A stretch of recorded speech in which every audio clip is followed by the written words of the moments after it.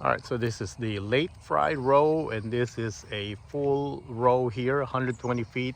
So we have 6 vines of late fry. We also have 2 late fry over there, which I'll show after this row. So the reason for late fry is that uh, it's late ripening. So that means when all the other muscadines have been harvested, you still have another variety that you can still harvest late in the season. So you don't want, it's the worst thing that you could do to a vineyard or an orchard where all your, I mean, I'm talking about a backyard or hobbyist, okay, not a commercial.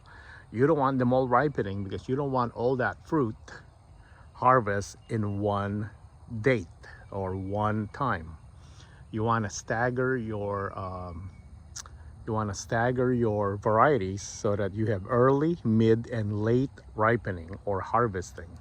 So that way you have a full kind of fruiting season or active season harvest. You don't want to harvest everything in July, not everything in August, not everything in October. All right, so picking varieties, that's an important factor to consider.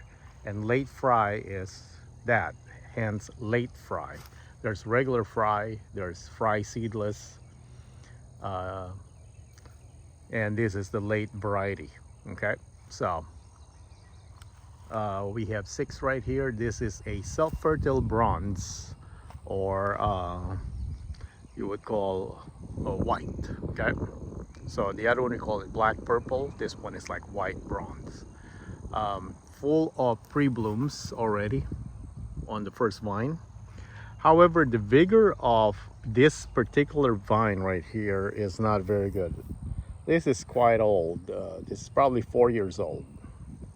Look how thin this one is. Okay, it's got to be its location. It's something in here it's not liking. It gets partial shade from this massive oak tree from the tree house. Look at how massive that is. But it still gets plenty of sunlight because midday and late afternoon, you still get sun until those oak trees protect it, okay? All right, and you want muscadine fully exposed. They love full sun and humidity, all that bad stuff. All right, here's another, so these are kind of like temporary zip ties. You can widen them, you can shrink them, so they would last longer than a zip tie because you don't have to cut them. So I'm using this to support. So this is the weakest of all the late fry. For some reason it's not thickening, it's not getting fatter caliper on the main branch, but it fruits no problem. It has some leaf curling also, so this particular vine hasn't been healthy ever since. All right, so but it's leafing out, it's got plenty of pre-blooms. As you can see here, it never even reached the 10 feet. I have to grow this vine right here, which is fine. All right, this is the second one. Late fry do take winter damage here in Northeast Texas. Okay, look at the comparison of the caliper here versus that one right there. So what happened is that we got winter damage. So I've noticed it's dying right here. I did cut it just this year. I mean this pruning season. And so I anticipated that. So I let this one grow from last year. I didn't cut it. So this one kind of basically took over. So this is what I'm talking about, where if you think there's a crack on your muscadine, it's split. That's not gonna last long. Okay. So from probably winter damage or just some damage, plan ahead, kind of remember, put a marking so that when you prune the following year, you just don't chop everything. You want to make sure that there is a replacement for that. So this one is a pretty good replacement, and we're actually going to get fruit from this because look, that will have pre-blooms. So those are the spurs, and then of course this one will grow, and then we cut it next year, and then it will split the following year. Then we cut that, it split, so you getting this massive spur of cluster of fruiting spurs. And all the way here, it's got pre-blooms. So this new replacement that I saved is going to give us potential fruit. All right. So let's go to the next one. Oh, I forgot to prune this, and this thing is going to make some massive growth right there. So you check your vine.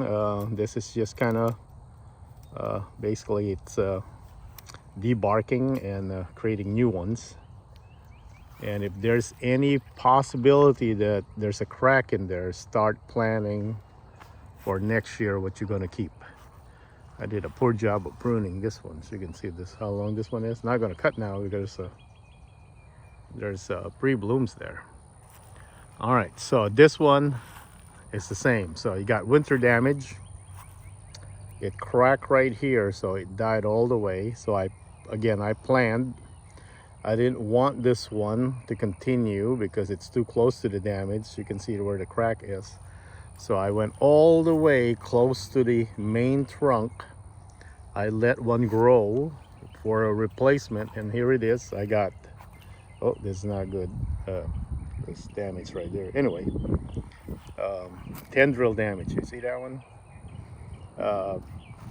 I let this one kind of grow, and as you can see,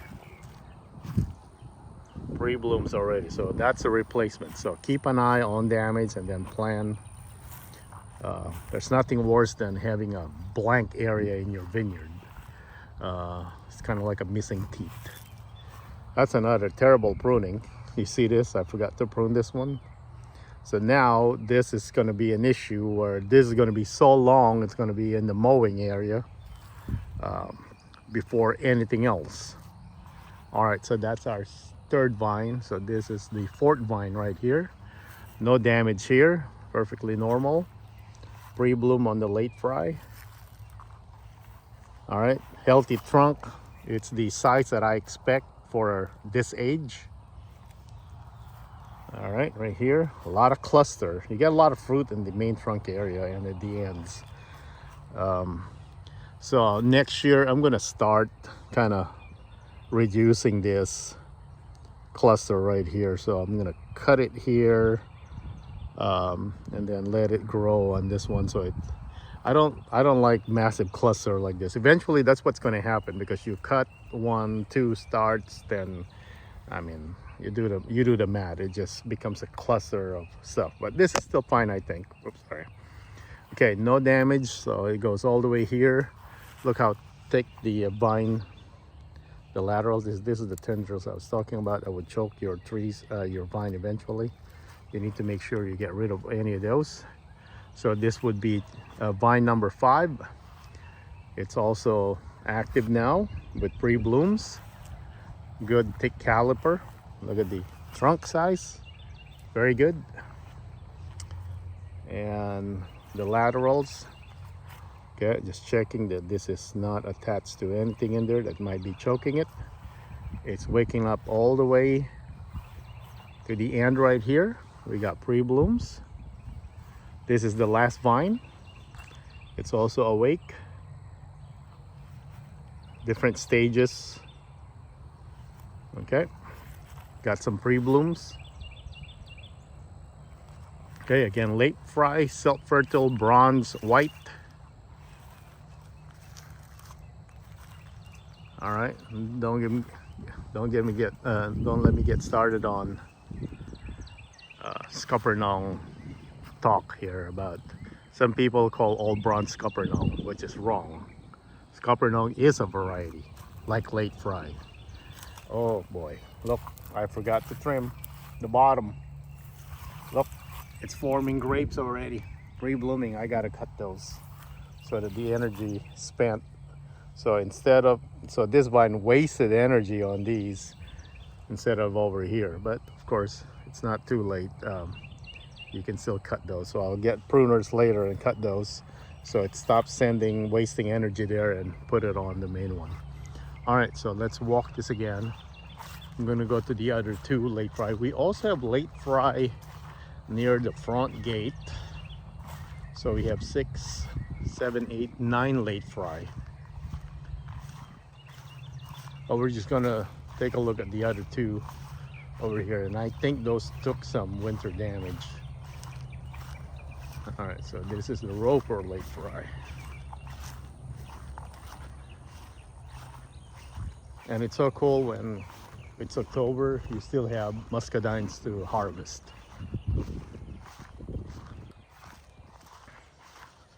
Hey Lolo, you're done messing with Ashley? Yeah, I know. All right, last row right here. So this one is also late fry, and man, how could I miss this? Okay, I forgot to prune these things because they're in the back. Look how. Okay, got to get the pruners and get rid of those. But this one, hopefully we might have severe weather Saturday is what they're saying, and that will cause a lot of damage here because all this young growth right here, these guys are super weak. And let me show you on this one, since I'm gonna cut this anyway. All right, you see this? There, I just did that crack. So easy. So high winds would destroy, especially it's better if they're just this short. But when they get this long, the wind will knock those off. So you'll see a lot of those damage. So hopefully we don't get that damage. Otherwise our Muscadine production, it's not gonna be good this year. I guess this is vulnerable stage, like long green stem like this. Good growth. So again, this is another late fry. We have another one here, kind of like a gnarly, I gotta mow its bottom. Gnarly arc right here. I gotta prop this up with a T-post. All right, and what happened to this one is that I forgot, and this is I think what I use as a backup. It didn't wake up. Look, it didn't wake up.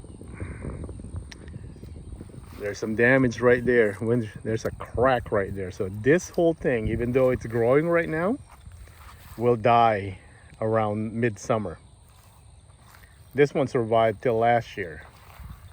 I didn't see that crack, so I only kind of predicted that this is what's gonna die, and I made a mistake. As you can see, this is the backup. It died because the damage is all the way up to, I'm guessing here. As you can see, this one didn't go. So we're gonna let all this kind of get long. Hopefully the storm will not destroy all of it. We're gonna get 2 of these, let them grow this year all the way to the end right there, and they go all the way to the end easily and more. Sometimes they grow 40 feet, 50 feet. Insane. And to replace all this, next year I'll cut it. This looks healthy right here, so maybe around here. See all the damage, crackling. Yeah, it's a split right there, just to make sure that that split didn't go all the way here. There's a cluster right here. I'm gonna cut it right here next year, and then whatever I leave here would continue that. Okay, so those are the 8 late fry that we have, and this is their state right now. This is April 7th 2026, and they got pre-blooms, and as you can see, there's 2 or 3 of this late fry took some winter damage. Okay, so yeah, we'll do an update in a month.